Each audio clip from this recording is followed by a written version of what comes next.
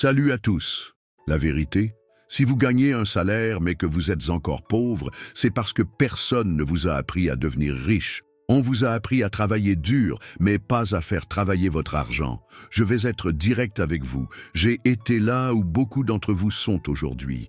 Salaire décent, mais toujours à découvert en fin de mois. Et puis, j'ai découvert les principes de Robert Kiyosaki qui ont tout changé. Des principes simples que les riches appliquent naturellement, pendant que nous, les salariés, continuons à galérer.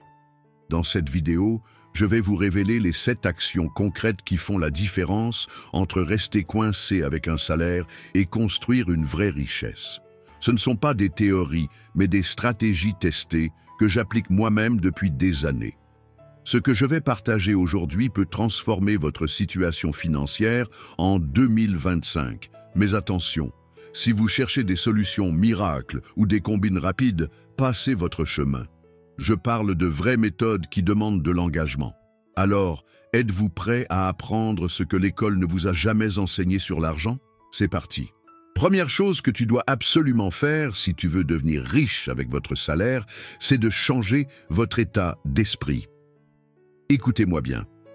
La première étape pour devenir riche, c'est de reprogrammer votre cerveau. Je sais, ça paraît simple dit comme ça, mais c'est là que 90% des gens échouent. Vous savez pourquoi les pauvres restent pauvres? Parce qu'ils pensent comme des pauvres. Je n'ai pas les moyens, c'est pas pour moi. Les riches ont eu de la chance. Arrêtez ces conneries. La vérité, votre compte en banque est le reflet direct de votre état d'esprit. C'est brutal, mais c'est comme ça. Si vous pensez petit, vous vivrez petit. Point barre. Regardez les millionnaires. Ils ne se réveillent pas le matin en se demandant comment payer leurs factures. Ils se demandent comment multiplier leurs revenus. C'est ça la différence. Et vous savez quoi? Cette mentalité d'abondance, ce n'est pas réservé aux autres. Vous aussi, vous pouvez l'adopter, mais il faut arrêter de pleurnicher sur votre sort et commencer à voir les opportunités partout. C'est comme au poker, vous jouez les cartes que vous avez, pas celles que vous souhaitez avoir. Mais avec le bon état d'esprit, même une main moyenne peut vous faire gagner gros. Alors voilà ce que vous allez faire dès aujourd'hui. Arrêtez de vous plaindre. Chaque plainte est une admission de défaite. Commencez à parler comme quelqu'un qui réussit. Visualisez votre succès, pas comme un rêveur, mais comme un stratège. Entourez-vous de gens qui visent haut. Les mentalités sont contagieuses. Je vais vous dire un truc marrant. Les gens riches ne passent pas leur temps à compter leurs centimes au supermarché. Ils comptent les opportunités. Pendant que certains calculent combien ils peuvent économiser sur les pâtes, d'autres calculent combien ils peuvent investir. Maintenant, si vous pensez que tout ça, c'est du baratin motivationnel, libre à vous de retourner à votre vie médiocre. Mais si vous êtes prêt à faire le switch mental, à voir grand, à penser abondance plutôt que pénurie, alors vous venez de faire le premier pas vers la richesse. Et vous savez, ce qui est encore plus drôle, une fois que vous aurez cette mentalité, vous vous demanderez comment vous avez pu penser autrement pendant si longtemps. Alors, vous êtes prêt à reprogrammer votre cerveau pour la richesse ou vous préférez continuer à penser comme les 95% qui galèrent? Le choix vous appartient. Mais rappelez-vous, votre esprit est comme un parachute. Il ne fonctionne que quand il est ouvert. Deuxième chose, maîtrisez vos dépenses. Ok, parlons cash. La deuxième étape, c'est la gestion de votre fric. Et là, je vois déjà certains qui font la grimace.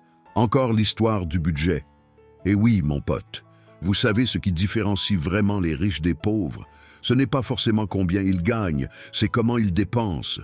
J'ai vu des mecs qui gagnent 5 000 € par mois être fauchés le 15, et d'autres avec 2 500 € qui investissent chaque mois. C'est ça la vraie différence. Arrêtez-moi si je me trompe, mais vous êtes probablement du genre à commander Uber Eats 3 fois par semaine, avoir des abonnements que vous n'utilisez même pas, craquer sur des trucs en promo dont vous n'avez pas besoin, manger au resto quotidiennement, payer des intérêts sur votre carte de crédit. C'est comme si vous aviez un seau percé et que vous essayez de le remplir. Ça ne marchera jamais. Peu importe combien vous gagnez, si les sorties dépassent les entrées, vous serez toujours pauvre. C'est aussi simple que ça. Voici le plan d'attaque. Faites l'inventaire de toutes vos dépenses. Tout, jusqu'au dernier café. Créez un fonds d'urgence de 3 à 6 mois de dépenses. Coupez tout ce qui ne sert à rien. Vous savez, cet abonnement à la salle de sport où vous n'êtes pas allé depuis 2023. Vivez comme si vous gagniez 30% de moins. Petite histoire marrante, j'ai un pote qui se plaignait tout le temps d'être fauché. Un jour, on a fait ses comptes. Le mec dépensait 200 € par mois en café à emporter. 2400 € par an pour de l'eau chaude et des grains broyés, vous imaginez. Maintenant, il a une machine à café et investit la différence. La vérité qui fâche, vous n'êtes pas pauvre. Vous êtes juste mauvais gestionnaire. Et c'est une bonne nouvelle parce que ça se corrige. Le truc avec l'argent, c'est comme avec la bouffe. Si vous bouffez n'importe quoi, vous devenez gros.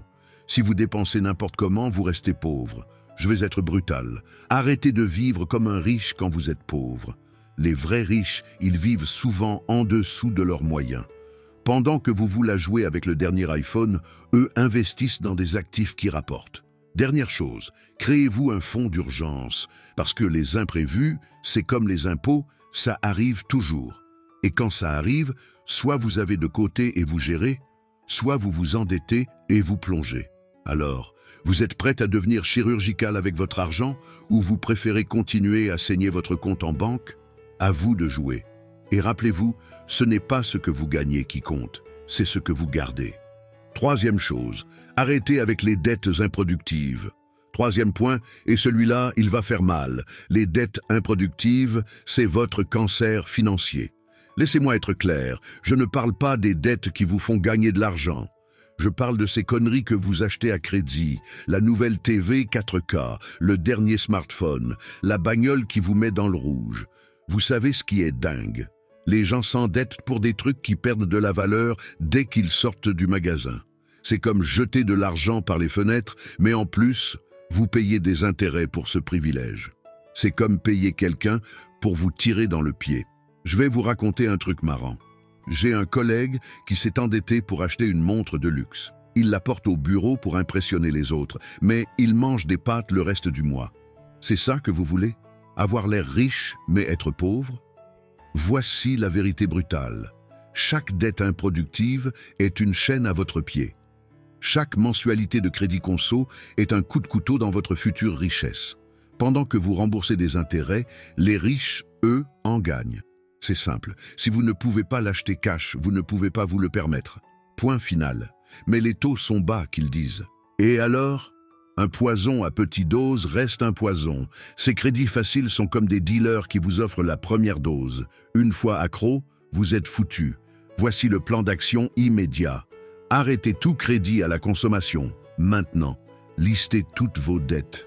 Attaquez-les une par une, en commençant par les taux les plus élevés. Plus de cartes de crédit si vous ne pouvez pas la rembourser intégralement chaque mois. Et pour l'amour du ciel, arrêtez avec les petites mensualités sur 24 mois. C'est comme ça qu'ils vous avoirent. 50 € par mois paraît rien, mais multipliez ça par 5 à 6 crédits et boum, vous êtes dans la mouise. Vous savez ce qui est ironique? Les banques qui vous prêtent cet argent utilisent ensuite vos intérêts pour investir et s'enrichir. Pendant que vous galérez à rembourser, elles prospèrent sur votre dos. Alors voilà le deal. Soit vous continuez à nourrir les banques avec vos intérêts, soit vous devenez celui qui fait travailler l'argent pour lui.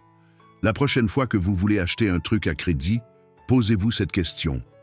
Est-ce que ça va me rendre plus riche ou plus pauvre? La réponse est généralement évidente.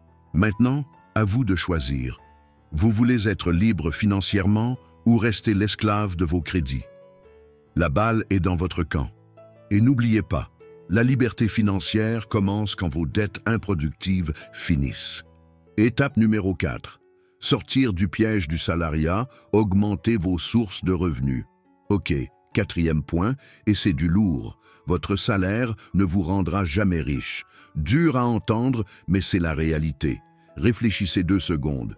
Vous échangez votre temps contre de l'argent, 35 à 40 heures par semaine, et vous pensez que ça va vous mener à la richesse? Laissez-moi rire. C'est comme essayer de remplir une piscine avec un verre d'eau. Même si vous avez un bon salaire, vous restez limité par le temps. Il n'y a que 24 heures dans une journée et votre patron ne va pas miraculeusement doubler votre paie. Voici la réalité que personne ne veut entendre. Les riches ont en moyenne 7 sources de revenus. Vous, probablement une seule. Et le pire, elle dépend du bon vouloir de votre patron. C'est comme mettre tous vos œufs dans le même panier. Et en plus, c'est quelqu'un d'autre qui tient le panier. J'ai un pote qui me disait « Mon salaire me suffit ». Il disait ça jusqu'au jour où son entreprise a fait des restructurations. Maintenant, il comprend pourquoi je parlais de diversification. Alors, voici le plan d'action concret. Identifiez vos compétences monnayables. Commencez un side hustle le soir et week-end. Investissez dans des actifs qui rapportent pendant votre sommeil. Créez un business à côté. Le truc marrant, quand vous commencez à avoir plusieurs sources de revenus, vous dormez mieux. Normal, si une source se tarit, les autres continuent de couler. Les idées ne manquent pas. Freelance sur votre expertise, création de contenu en ligne, investissement immobilier, e-commerce, formation en ligne, services de conseil. Mais je n'ai pas le temps, sérieusement. Vous avez le temps de regarder Netflix 5 heures par jour, mais pas de construire votre liberté financière. Petite dose de réalité. Pendant que vous regardez la dernière série à la mode, d'autres construisent leur empire. Pendant que vous scrollez TikTok, certains créent leur business en ligne. Le secret? Commencez petit, mais commencez maintenant. Même 100 € de revenus supplémentaires par mois, c'est un début. C'est comme un boule de neige. Ça commence petit, mais ça grossit en roulant. Et vous savez ce qui est vraiment drôle? Une fois que vous aurez goûté aux revenus multiples, vous vous demanderez comment vous avez pu vivre avec un seul salaire pendant si longtemps. Alors, vous continuez à mettre tous vos œufs dans le panier de votre employeur ou vous commencez à construire votre empire? À vous de jouer. Rappelez-vous, la sécurité financière, ce n'est pas d'avoir un bon job, c'est d'avoir plusieurs sources de revenus. Numéro 5. Devenez un investisseur avisé. Point numéro 5, et accrochez-vous bien. Si votre argent dort sur un livret A, vous êtes en train de vous faire plumer par l'inflation. Soyons clairs, l'épargne, c'est bien. Mais laisser dormir votre argent à 2% quand l'inflation est à 5%, c'est comme creuser un trou en pensant construire une maison. Les riches ne gardent pas leur argent à la banque, ils le font travailler. Et non, je ne parle pas de votre super livret à 0,5% que votre conseiller bancaire vous a vendu comme le Saint Graal. Regardez les faits. 1000 € sur un livret A pendant 10 ans égale, vous perdez du pouvoir d'achat. 1000 € investis intelligemment égale potentiellement doublé ou triplé. J'ai un ami qui me disait « L'investissement, c'est risqué. Tu sais ce qui est vraiment risqué? Compter uniquement sur ta retraite en 2050. » Voici le plan d'action concret. Éduquez-vous sur les marchés financiers. Commencez par des ETF diversifiés. Explorez l'immobilier locatif. Investissez régulièrement, peu importe le montant. Le truc marrant avec l'investissement, c'est que tout le monde devient expert quand le marché monte, mais disparaît quand ça baisse. C'est comme ces experts en football qui ne regardent que les finales. Maintenant, je ne dis pas de mettre toutes vos économies dans la dernière crypto à la mode ou de jouer au loto boursier.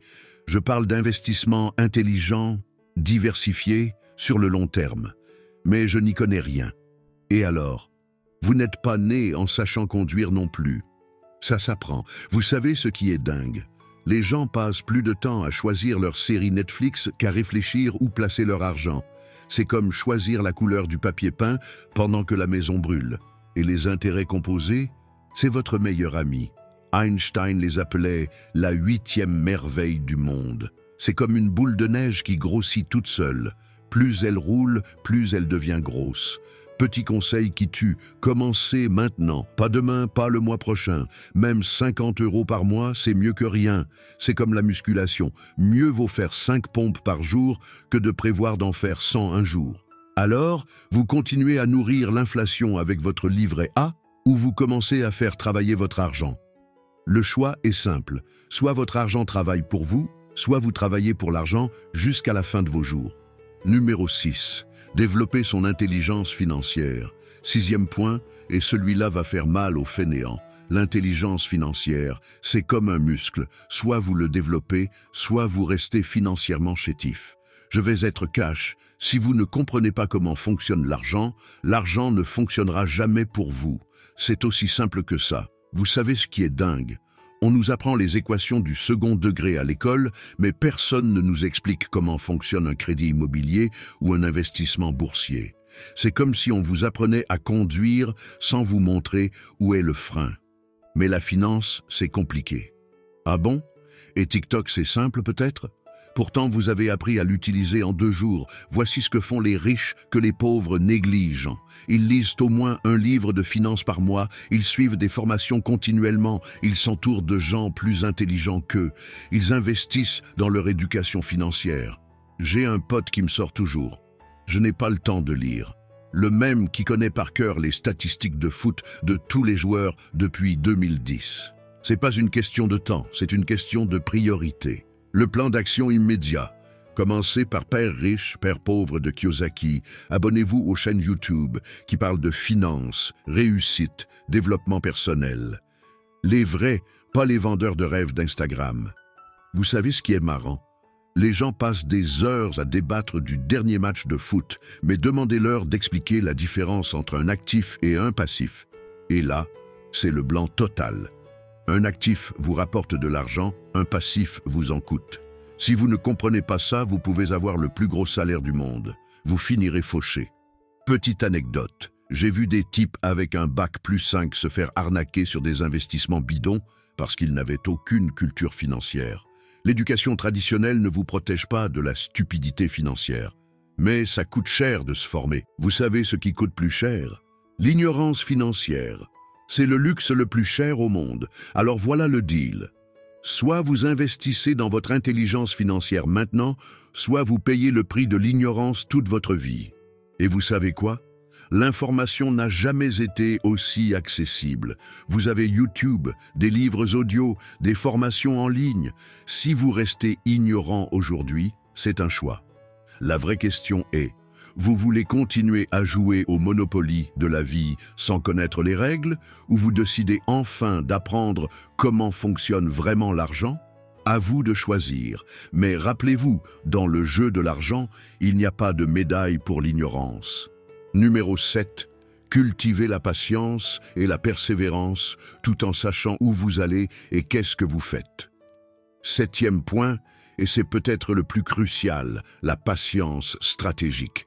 Et non, je ne parle pas de la patience du mec qui attend que la chance tombe du ciel. Écoutez bien, persévérer comme un âne sur le mauvais chemin, c'est juste une façon élégante de perdre son temps.